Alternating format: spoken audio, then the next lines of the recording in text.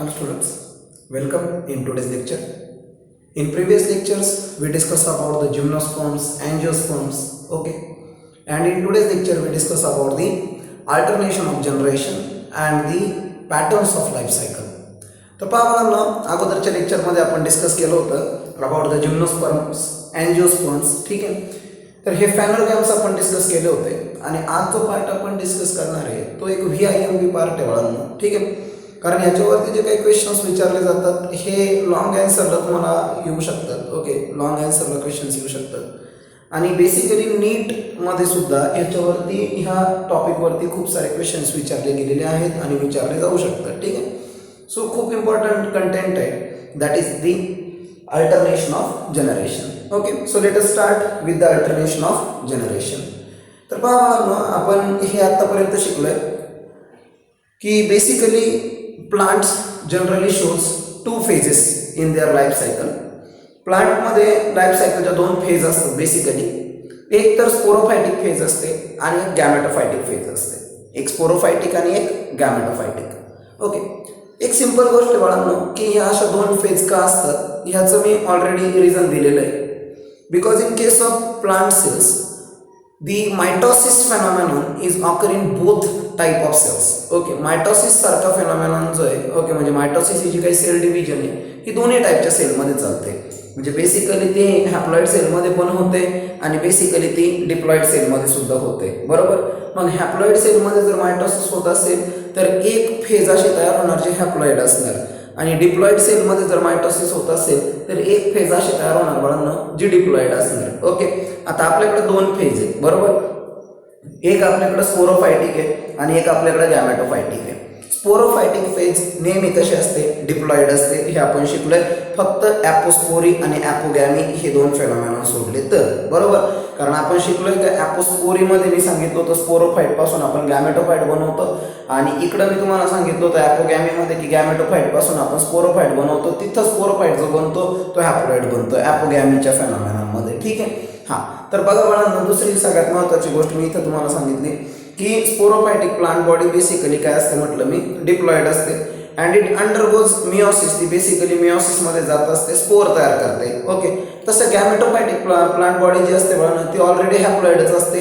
ती मायटोसिसमध्ये जाऊन गॅमेट्स तयार करते, ओके. म्हणून सगळ्यात महत्त्वाची गोष्ट लक्षात ठेवा की आपल्याकडे दोन फेज आहे, एक स्पोरोफायटिक आणि एक गॅमेटोफायटिक. स्पोरोफायटिक फेज पासूनच गॅमेटोफायटिक फेज तयार होते आणि गॅमेटोफायटिक फेज पासूनच स्पोरोफायटिक फेज तयार होते. म्हणून याला आपण सिंपल लँग्वेजमध्ये बोलतो that is alternation of generation. म्हणजे पहिली समजा लाईफ सायकलमध्ये पहिली फेज बाळांनो स्पोरोफायटिक असेल तर दुसरी फेज गॅमेटोफायटिक असणार. त्याच्यानंतर गॅमेटोफायटिक नंतर पुढची फेज परत काय येणार, स्पोरोफायटिक येणार. That is commonly called as a alternation of generations, okay. आता हे जे काय अल्टरनेशन ऑफ जनरेशन आहे हे बेसिकली याच्यामध्ये लाईफ सायकलचे तीन पॅटर्न्स आहेत. There are 3 pattern of life cycle, okay. The one is commonly called as a haplontic life cycle. म्हणजे काही प्लांटची लाईफ सायकल बाळांना हॅप्लॉन्टिक असू शकते. Second pattern is diplontic life cycle. काही प्लांटची लाईफ सायकल ही डिप्लॉन्टिक असू शकते.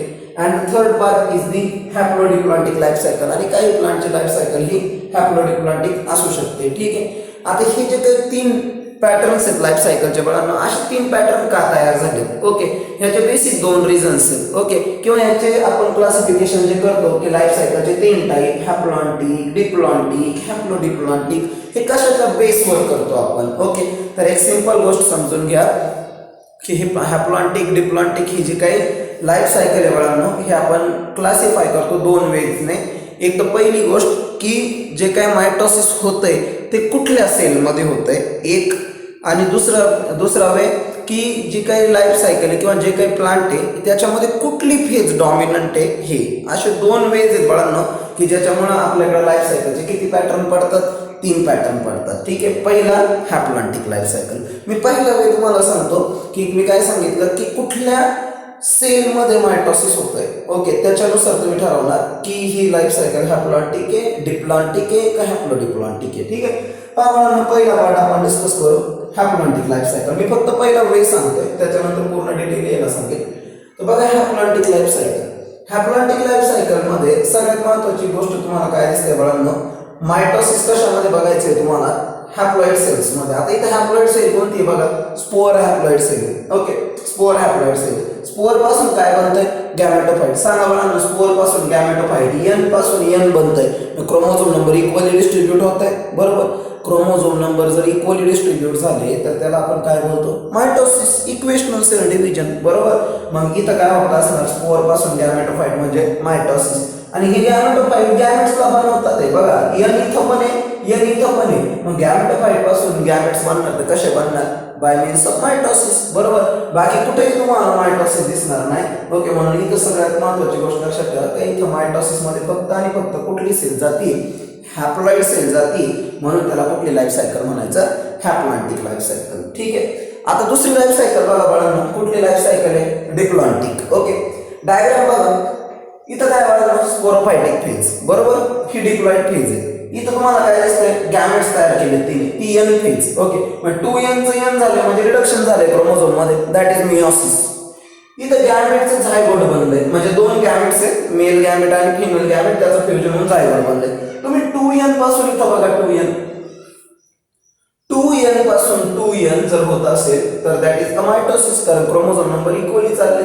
ओके, म्हणजे झायगोट पासून काय डेव्हलप होतंय, स्पोरोफायटिक फेज डेव्हलप होतीये, म्हणजे इथं काय होतंय, मायटोसिस. मला सांगा, इथं फक्त आणि फक्त मायटोसिस कुठल्या सेलमध्ये झालं बरं, डिप्लॉइड सेलमध्ये झालं की नाही. ओके, मग डिप्लॉइड सेलमध्ये जर मायटोसिस होत असेल तरी कुठली life cycle, diplontic life cycle. ठीक आहे. आणि हॅप्लोडिप्लॉन्टिक मध्ये बघा, हे हॅप्लोडिप्लॉन्टिक लाईफ सायकल आहे बघा. याच्यामध्ये तुम्हाला मायटोसिस दोन्ही सेल्स मध्ये दिसेल. हॅप्लॉइड सेल मध्ये पण मायटोसिस दिसेल, डिप्लॉइड सेल मध्ये सुद्धा मायटोसिस दिसेल. पहिल्यांदा आपण हॅप्लॉइड सेल बघूया. ओके, याच्यामध्ये हॅप्लॉइड सेल काय दिसते बघा, स्पोअर दिसते बघा. तुम्ही स्पोअर पासून आपण गॅमेटोफाइट तयार केले, स्पोअर एन आहे, गॅमेटोफाइट पण एन आहे. मग एन पासून एन म्हटल्यावरती क्रोमोझोम नंबर इक्वली डिस्ट्रीब्यूट झाले, इक्वली डिस्ट्रीब्यूट झाले, याचा अर्थ कुठले लाईफ सायकल आहे, that is what we called as a, इथं मायटोसिस झाले. ओके, आणि दुसरी सगळ्यात महत्वाची गोष्ट इथं बघा तुम्ही. ओके, गॅमेटोफाइट पासून गॅमेट, एन पासून एन, मायटोसिस. इथं बघा, झायगोट पासून स्पोरोफाइट, मायटोसिस, 2n पासून 2n. म्हणजे इथं डिप्लॉइड सेल मध्ये सुद्धा मायटोसिस झाले, हॅप्लॉइड सेल मध्ये सुद्धा मायटोसिस झाले, दोन्ही सेल मध्ये इथं मायटोसिस होते. म्हणून लाईफ सायकलला काय नाव दिले, हॅप्लोडिप्लॉन्टिक लाईफ सायकल. कळलं. हा पहिला वे होता क्लासिफिकेशनचा. दुसरा वे कशाच्या बेसवर सांगितलं मला, दुसरा वे मी हा सांगितला का त्या पर्टिक्युलर प्लांट्स मध्ये कुठली फेज डॉमिनंट आहे. ओके, चला या तुम्ही हॅप्लॉन्टिक लाईफ सायकल मध्ये तुम्ही बघा, इथं मी काय दिले बाळांनो, इथं गॅमेटोफायटिक फेज डॉमिनंट आहे. कुठली, गॅमेटोफायटिक फेज डॉमिनंट आहे. सिंपल गोष्ट आहे ना, गॅमेटोफायटिक फेज जर डॉमिनंट आहे तर गॅमेटोफायटिक फेज कशी, हॅप्लॉइड. मग इथं कुठली लाईफ सायकल आहे, हॅप्लॉन्टिक. इथं बघा बरं, डिप्लॉन्टिक लाईफ सायकल मध्ये स्पोरोफायटिक फेज डॉमिनंट लिहिली. ओके, मग स्पोरोफाइट कशी, डिप्लॉइड. मग डिप्लॉइड फेज डॉमिनंट आहे. मग डिप्लॉइड फेज जर डॉमिनंट असेल तर कुठली life cycle, diplontic life cycle. आणि तिसरी जी गोष्ट आहे, इथं तुम्ही बघाल की हॅप्लोडिप्लॉन्टिक लाईफ सायकल. मग आता इथं हॅप्लोडिप्लॉन्टिकचा अर्थ काय, दोन्ही टाईपच्या ज्या काही फेजेस आहेत त्या डॉमिनंट असतील. ओके, मग इथं स्पोरोफायटिक फेज, इथं पण मी लिहिले डॉमिनंट, इथं गॅमेटोफायटिक फेज, इथं पण मी लिहिले डॉमिनंट, बरोबर. म्हणजे इथं दोन्ही फेज बघा ना, हॅप्लॉइड फेज सुद्धा डॉमिनंट आहे आणि डिप्लॉइड फेज सुद्धा डॉमिनंट आहे, बरोबर. मग दोन्ही फेज जर डॉमिनंट असतील तर कुठल्या टाईपची life cycle, haplodiplontic life cycle. Okay, असे दोन पॅटर्न्स, तीन पॅटर्न्स आहेत लाईफ सायकलचे, दोन क्लासिफिकेशनच्या बेसवरती. There are 2 ways of classification of pattern of life cycles. Okay, so आता पहिली लाईफ सायकल आपण स्टार्ट करूयात विथ हॅप्लॉन्टिक लाईफ सायकल. सगळ्यात पहिल्यांदा हा क्वेश्चन येतो बाळांनो की आपण लाईफ सायकल कुठून ड्रॉ करायची असते. सिंपल गोष्ट, जी फेज डॉमिनंट आहे तिथून लाईफ सायकल ड्रॉ करायची असते. मग इथं बघा हॅप्लॉन्टिक लाईफ सायकल, इथं माझ्याकडे डॉमिनंट फेज कुठली, गॅमेटोफायटिक फेज डॉमिनंट आहे म्हटल्यावर तुम्ही गॅमेटोफायटिक फेज एन पासून पहिल्यांदा काय तयार करून घ्या ना, गॅमेट्स. गॅमेटोफायटिक फेज मला गॅमेट्स देते हे मला माहिती. सो गॅमेटोफायटिक फेज गॅमेट्स तयार करते. मग गॅमेट्स तयार करते तर बाय मीन्स ऑफ कशाने करेल, मायटोसिसने करेल. मग मायटोसिसने ज्यावेळेस गॅमेट्स तयार करेल तर दोन गॅमेट तयार करेल, एक मेल गॅमेट असणार, एक फिमेल गॅमेट असणार. दोघांचं फ्युजन होऊन जायगोट बनेल आणि जायगोट रिप्रेझेंट करेल कुठल्या फेजला, स्पोरोफायटिक फेजला. म्हणजे जे जायगोट बनेल ते डायरेक्ट कन्वर्ट होईल कशामध्ये, स्पोरोफायटिक फेजमध्ये. लक्षात राहील ही गोष्ट. आणि नंतर स्पोरोफायटिक फेज झायगोट मध्ये डायरेक्ट मियोसिस होईल आणि डायरेक्ट काय तयार होतील, स्पोर्स तयार होतील. परत स्पोर्स पासून गॅमेटोफायटिक फेज तयार होईल. असं होईल अल्टरनेशन ऑफ जनरेशन. कोणत्या लाईफ सायकल मध्ये, हॅप्लॉन्टिक लाईफ सायकल मध्ये. ठीक आहे, याचं फेमस एक्झाम्पल आहे व्हॉल्वॉक्स, स्पायरोगायरा आणि काही स्पेसीज क्लॅमायडोमोनासचे, सगळ्या algae. Okay, Volvox, Spirogyra, some species of Chlamydomonas, म्हणजे तुम्ही सांगू शकता that is a green algae. याच्यामध्ये बेसिकली काय चालते, that is haplontic life cycle चालते. ओके, लक्षात ठेवा ही गोष्ट. नीटमध्ये बाळांनो क्वेश्चन एक्झाम्पल्स वरून विचारला जातोय, म्हणून लक्षात ठेवा काय एक्झाम्पल्स व्यवस्थित आले पाहिजे याचे.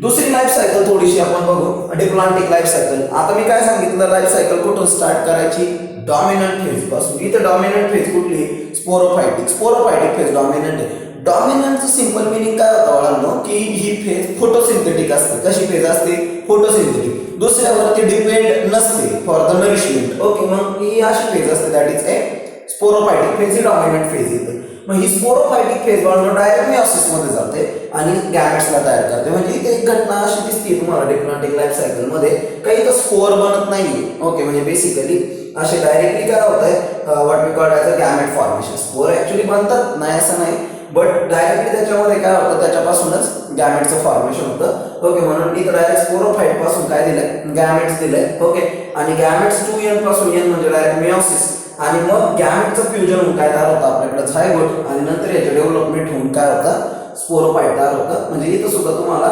अल्टरनेशन ऑफ काय दिसणार आहे, जनरेशन दिसणार आहे. ठीक आहे. आणि ज्यावेळेस तुम्ही हॅप्लॉन्टिक लाईफ सायकल बघाल, हा त्याचा एक्झाम्पल लक्षात ठेवा, डिप्लॉन्टिक लाईफ सायकल, फ्युकस, जिम्नोस्पर्म आणि अँजिओस्पर्म यांच्यामध्ये काय चालते, डिप्लॉन्टिक लाईफ सायकल चालते. आणि या सगळ्यांमध्ये स्पोरोफायटिक फेज डॉमिनंट असते. म्हणजे इथून तुम्हाला भरपूर सारे क्वेश्चन्स तयार करता येतील, कोणती फेज कशामध्ये डॉमिनंट असते. ओके, म्हणजे याच्यात कुठलाही एक्झाम्पल देऊ द्या तुम्हाला, तरी तुम्हाला आरामात समजून जाईल की ह्याच्यात कुठली फेज डॉमिनंट आहे. ठीक आहे. तिसरी गोष्ट बघा, हॅप्लोडिप्लॉन्टिक लाईफ सायकल. आता ही जी लाईफ सायकल ही एक इंटरमिडिएट टाईपची लाईफ सायकल आहे, बरोबर ना, कारण हॅप्लॉन्टिक पण आहे आणि डिप्लॉन्टिक पण आहे, म्हणजे दोघांचे कॅरेक्टर इथं तुम्हाला दिसतात. तर ही ब्रायोफाइट आणि टेरिडोफाइट मध्ये बेसिकली दिसते. ब्रायोफाइट आणि टेरिडोफाइट मध्ये नेहमी लक्षात ठेवा हॅप्लोडिप्लॉन्टिक लाईफ सायकल असते. मग ब्रायोफाइट मध्ये गॅमेटोफायटिक फेज डॉमिनंट असते, म्हणून आपण गॅमेटोफायटिक फेज पासून लिहिणार. टेरिडोफाइट मध्ये स्पोरोफायटिक फेज डॉमिनंट असते, मग आपण स्पोरोफाइट पासून ड्रॉ करणार. ओके, लक्षात ठेवा. मग मी ब्रायोफाइट पासून समजा डॉमिनंट कन्सिडर केली तर मी लाईफ सायकल गॅमेटोफाइट पासून करू शकतो. तुम्हाला वाटलं का तुम्हाला स्पोरोफाइट पासून चालू करायची, ऍज यू विश तुम्ही करू शकता. ठीक आहे. मग हे जे काही गॅमेटोफायटिक फेज आहे हॅप्लॉइड, तर इथून गॅमेट्स तयार करू आपण. Okay, bye means of mitosis.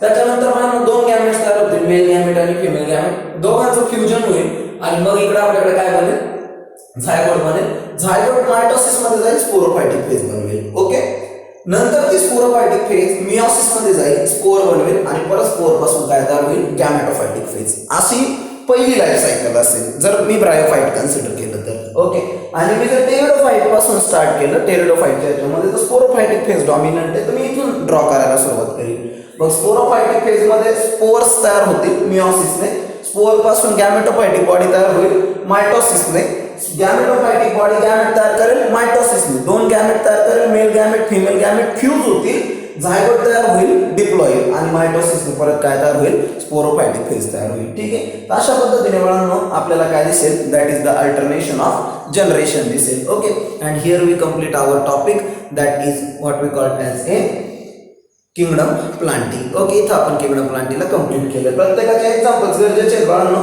Okay, इथं ब्रायोफाइट, टेरिडोफाइट आणि आणखी काही अल्गीचे एक्झाम्पल दिले, जसं इक्टोकार्पस, पॉलिसायफोनिया. ठीक आहे, केल्प्स म्हणजे ब्राऊन अल्गीचं बेसिकली एक्झाम्पल इथं घेतो. ओके, तर हे हॅप्लोडिप्लॉन्टिक लाईफ सायकल दाखवतात. ओके, एक्झाम्पल्स गरजेचे आहेत, लक्षात ठेवा. ओके, तर अशा पद्धतीने इथं आपण कंप्लीट केलं कुठला part, that is A kingdom planting.